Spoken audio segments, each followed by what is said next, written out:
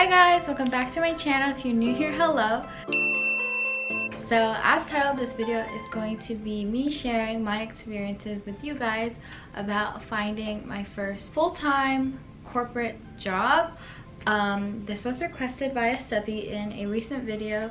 I just read over her comment to stay on topic. She asked about some tips and stuff, so I will share my experience with you guys, and through that I didn't call this. So yeah, through sharing my experiences, I hope you guys can pick up some tips, as well as me bringing to the forefront some tips that I do have or ideas about it. So yeah, my notes are on a laptop over there. This is on a table, so if I'm looking over there, it's because it's just really short notes so I can stay on track. So I'll just give you guys my demographic or like background info so you guys can judge on that stuff.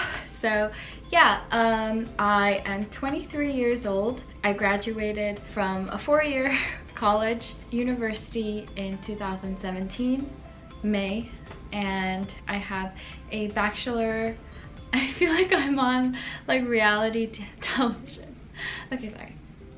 I have a Bachelor of Arts in Actuarial Science, so that's what it says on all of the college school documents. Okay, I work in the financial district, so I'll pull up a map of New York City. So there are a couple areas you can work. I think most people work in Midtown, which is like the top section. Then some people work in other parts of Manhattan. I don't know everything, of course, but I work in the financial district, so I work on Wall Street, and I work near the World Trade Center.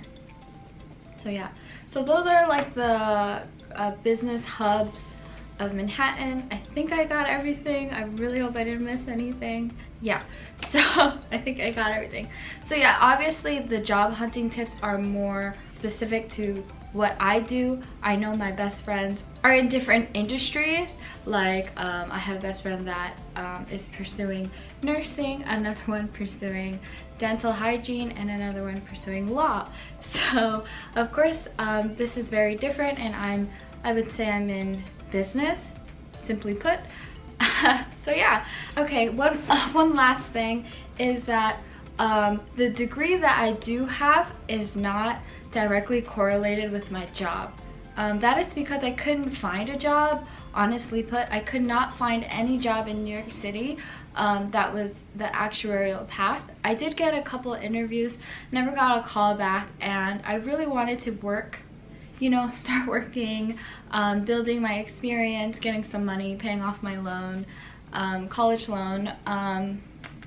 So yeah, I took the best offer and the best location. I did get a couple offers, like honestly like 2 to 3, not really that many, because I didn't go to that many. Okay, I'm going off topic. So yeah, I took the best offer for me, which is that I wanted to work in Manhattan, and it was a relatively good pay for coming out of college with my experience, because I didn't have any business experience. I didn't have any internships. So I think that's a good thing to start off with, is that I studied actuarial science. I wanted to be an actuary and follow the actuarial path. I'm still trying a little bit, but it's kind of weaned off. I'll talk about that later. And right now my job is health insurance underwriting. We work with actuaries, but because actuaries are have such specialized skills, they get paid more, they work more, and they also study outside of work hours as well as in work hours. So yeah, underwriting is similar. It's not the same exact thing that I studied. Because of the competition in the market, I couldn't get a job. But I'm very happy in underwriting. It has a great work-life balance. I love my coworkers, and seeing how other people have come out into the work industry, like the real world, shall I say.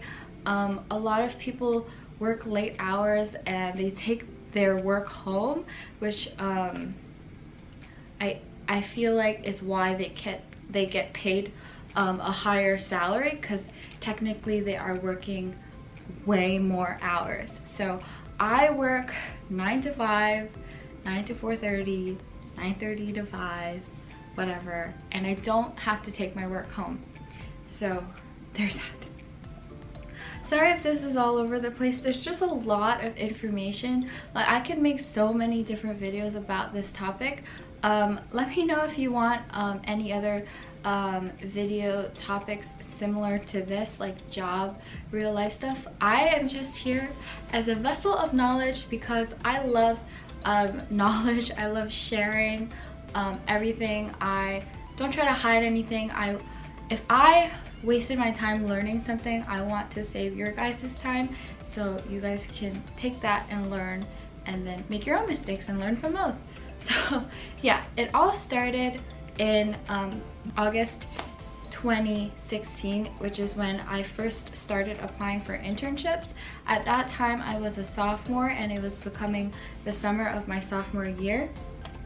So at that time I thought I was ready. I had a relatively low GPA. It was like a 2.6, 2.7 if you round it up. My major GPA was even worse. I was still learning how to study and teach myself how to study at that time. I think because I went to a relatively easy high school, so they didn't really prep me on real college learning. Like, there's high school learning and there's college learning. Like, they're completely different. So yeah, I was kind of not coddled in high school, but I was taught, or I was told that I was smart. Like, I had a 96, 97 GPA.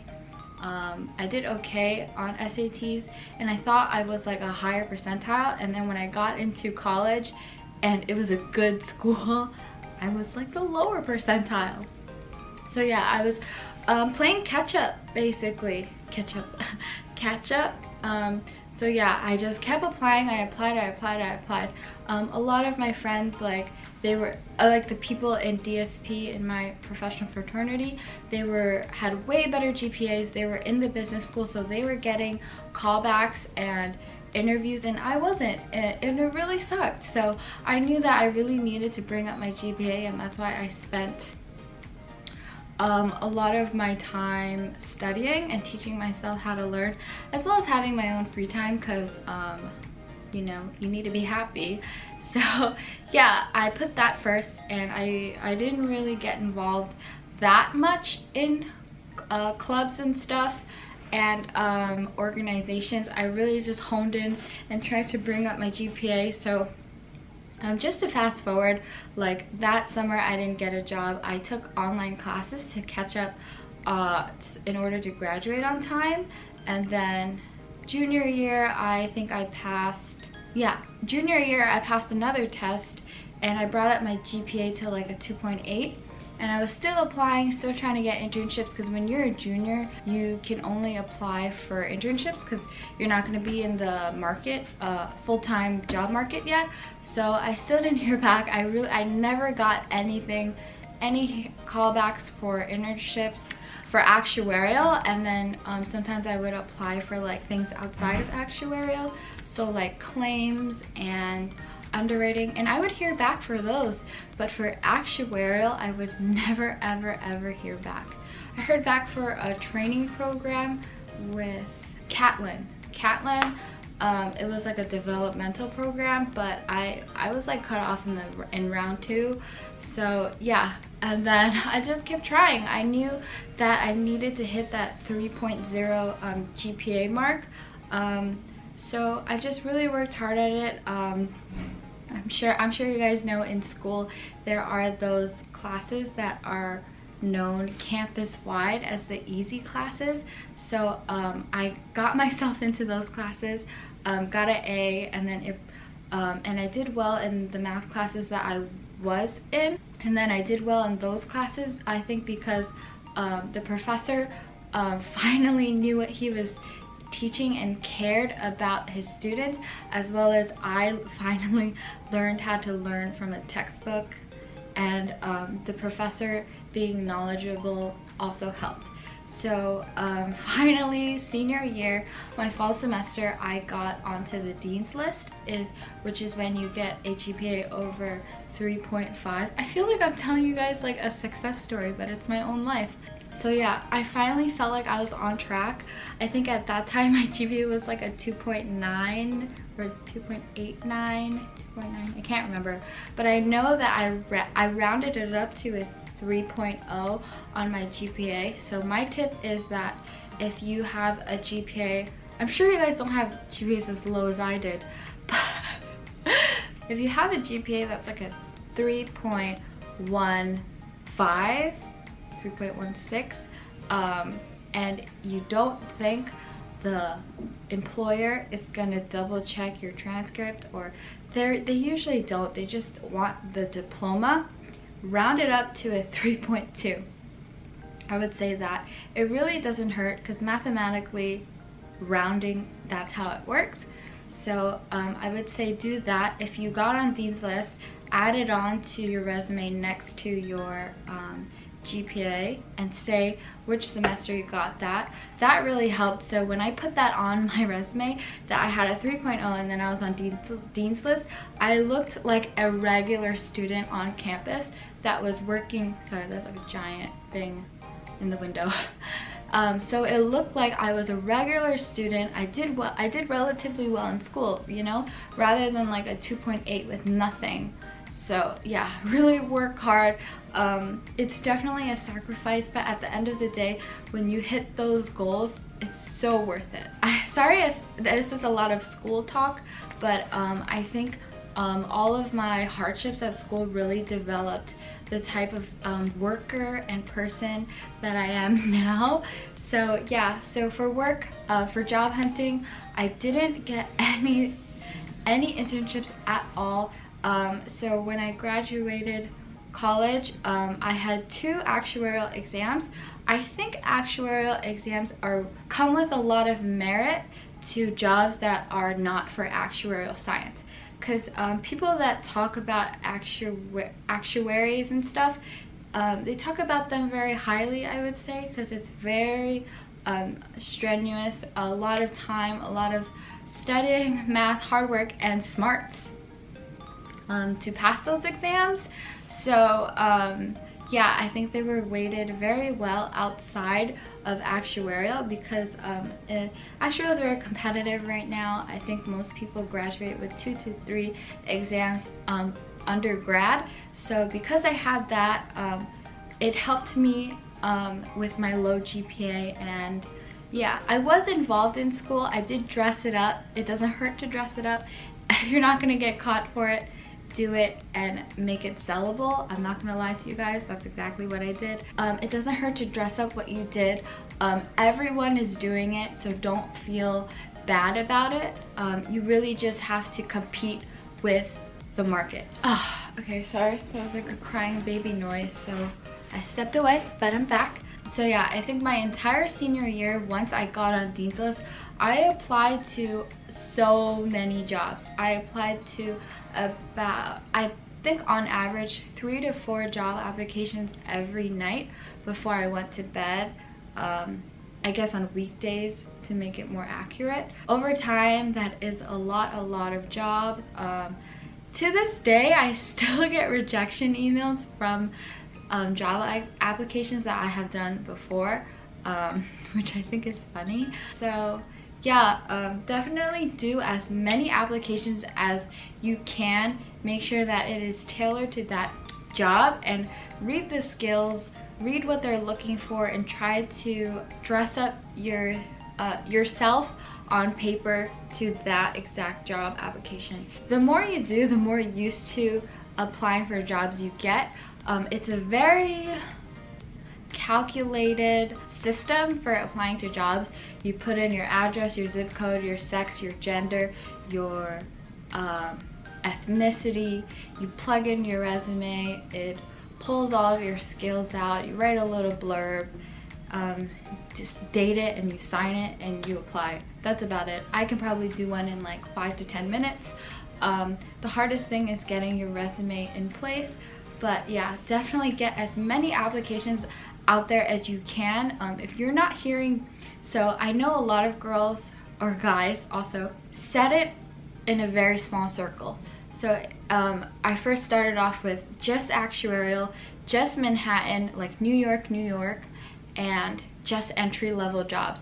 So because it's so specific, you only have this many job applications that you will find on Indeed, Monster, Glassdoor, LinkedIn. So this is how small it is. And if you're not hearing back for those, you need to widen your circle, because all of this is time sensitive, and you need, I would say, you need to get a job. If you're looking for a job, you need a job soon, or as soon as possible, like when you're graduating. So because of that, if you're not hearing back on this, you need to open up your circle. Like my circle was like this.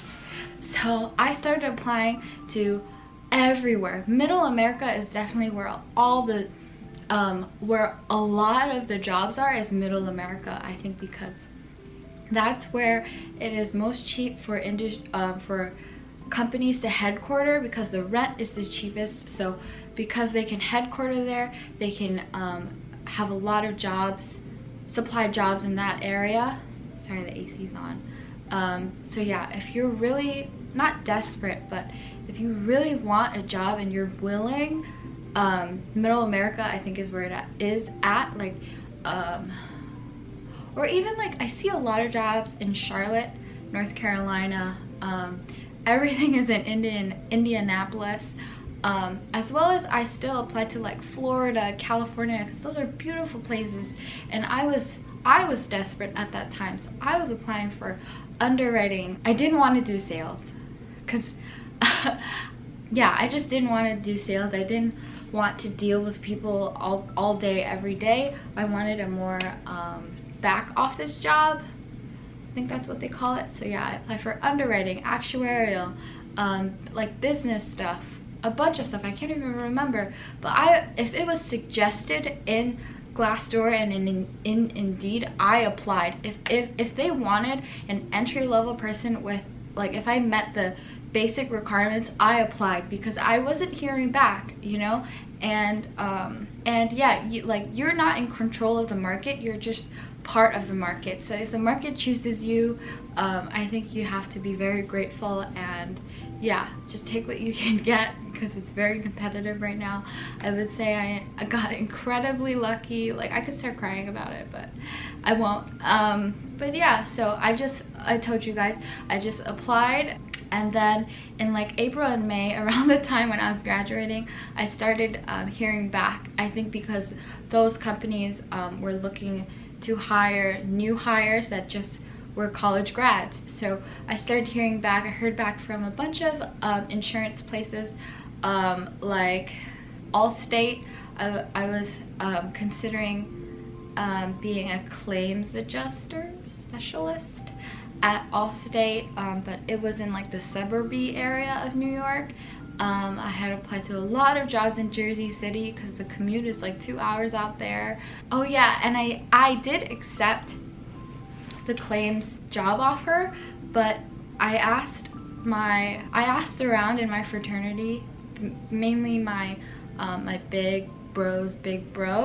I was like, hey, like, I have an interview for the job I have now, and I had already graduated, and I was gonna start at Allstate. And then I asked him, I was like, I'm very interested in the job I have now, in underwriting, and it was in New York. It was in New York, like Manhattan.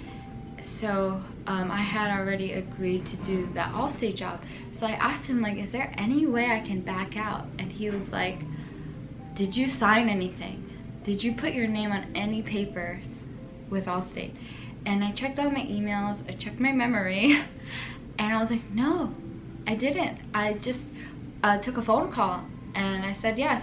So he was like, yeah, you're not legally tied to it. As long as you haven't signed or put your name on it, you can back out, especially if there's no signing offer. If you do get a signing offer and you want to back out, you have to get that back, I'm pretty sure. But yeah, I didn't get one. So I just sent her an email and I backed out respectfully, and she was really nice about it. I didn't tell her about my future prospects of this job. I backed out when I got the offer for my current job. So yeah, I did that interview in like June 1st of 2017, and I was offered the job I think 2 days later, and I accepted it. And yeah, that was that.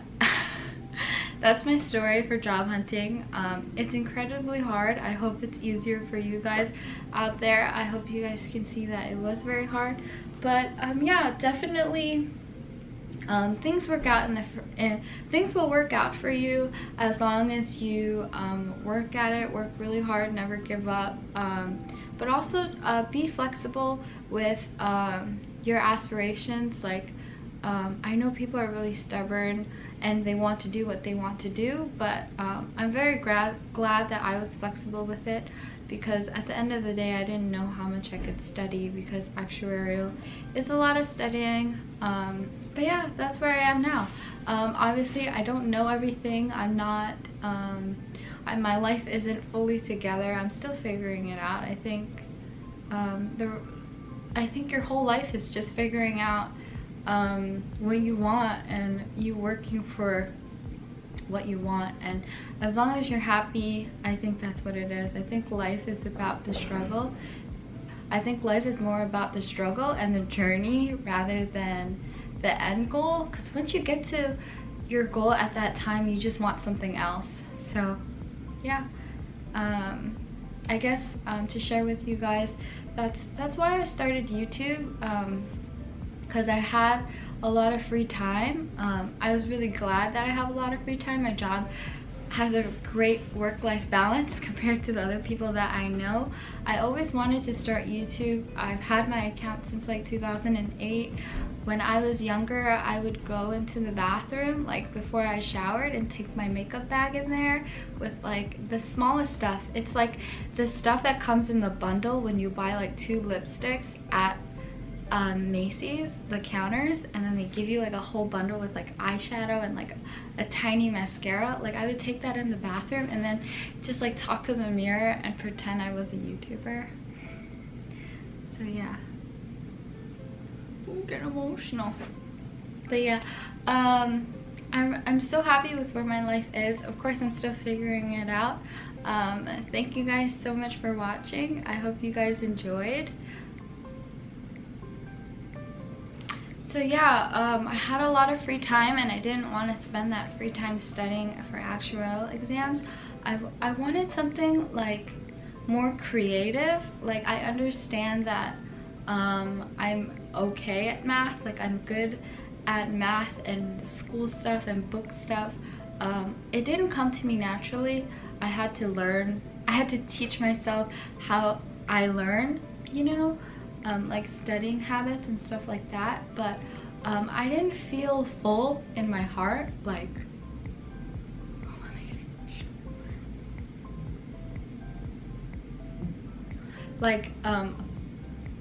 it always was a little part of me that I wanted something more creative.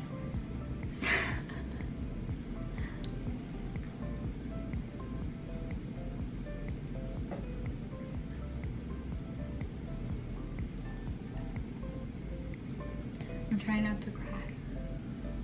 Okay. Yeah, so it was like a little part of me. And then when I got my job and I started working and I had a lot of free time, I was like, I think I can do it. I think I can do YouTube. Like, I think I'm ready.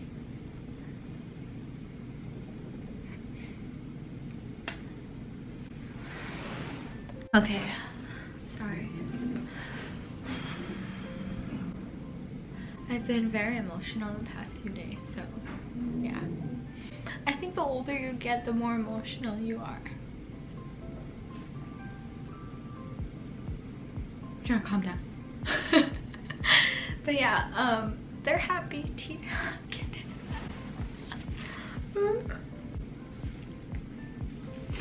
Okay, I'm gonna try to finish this off so I can cry later.